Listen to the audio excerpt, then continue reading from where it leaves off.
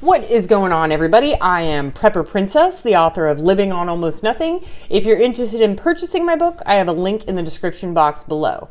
I have been a fan and a user of Mint Mobile for about 3 years before I ever became an affiliate. Mint Mobile has always used the T-Mobile network for their cell service, but they offer their customers the best rates in the country. I personally have the 4 gig data plan and it's only $15 a month.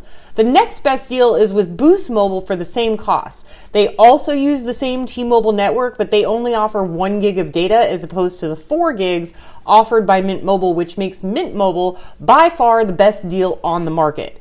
We all love Ryan Reynolds. He's charming, funny, he's an A-list actor who openly owns 20 to 25% of Mint Mobile. This month, in March of 2023, Mint Mobile was purchased by T-Mobile for $1.3 billion.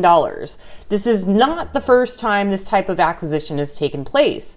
Carriers like AT&T purchased Cricket Wireless back in 2014. They were using the AT&T carrier network and they were charging their customers significantly less than the conglomerate AT&T. Since then, the rates have not risen with Cricket. Given that Ryan Reynolds owns 20 to 25% of Mint Mobile, he stands to make more than $250 million out of this deal. And I know that you're all thinking that Ryan Reynolds is selfish and he doesn't care about the little guy that uses Mint Mobile for their low-cost service. Ryan Reynolds hates the poor. Well, that's not exactly the way business works. First of all, Mint Mobile was valued at anywhere between $600 to $800 million, yet it sold for $1.35 billion. That is double its value and an amazing deal to the current owners of Mint Mobile for getting such a great offer on their company. Second of all, we are all adults here. Let's not pretend that if someone offered you $250 million for something that you own that's only worth half that you would not take the deal. If you have a car that is worth $5,000 and somebody offers you 10 grand for it, you are going to take the 10 grand. Let's just get that out of the way.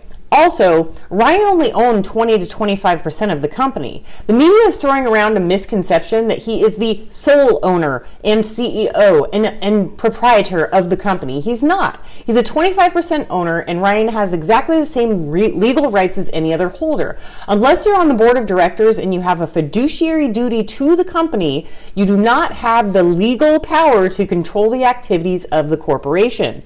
It also depends if your shares are voting or non-voting, and if they are fully vested in your possession and control and not voted by as a proxy. Since you may not be a control stockholder holding the majority of the voting shares or having a proxy to vote the shares of others, you are limited to making suggestions to the board of directors just like any other stockholder.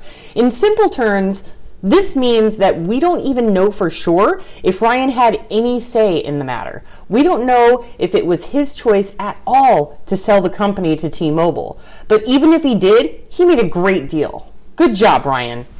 The plans for Mint Mobile that T-Mobile has for the company are to keep the same rates and the same coverage.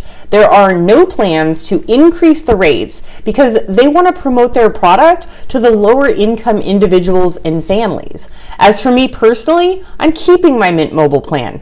It is paid for an entire year, so I can continue to get the $15 a month value, and if it goes up in the future to a higher rate, then I'll simply go to Boost Mobile. I will have to suck it up, and I'll only have 1 gig of data on my plan, which sucks, but in the meantime, I'm sticking with Mint. I love my service, and I recommend it to anyone that is looking to spend a lot less on their cell phone service.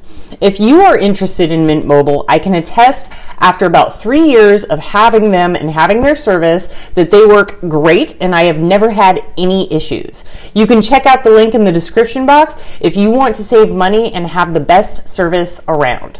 Until next time, do what you can with what you've got. Prepper Princess out. He betrayed us.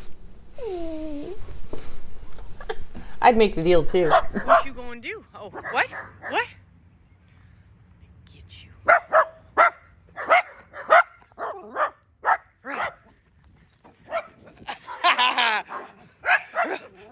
Oh, my puppies.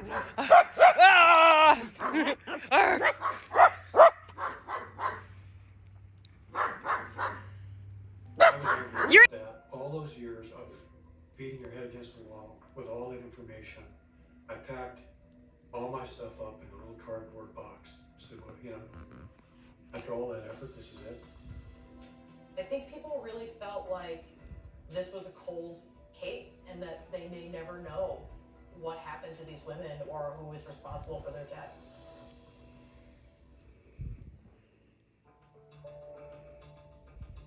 Nearly 40 murders remain unsolved.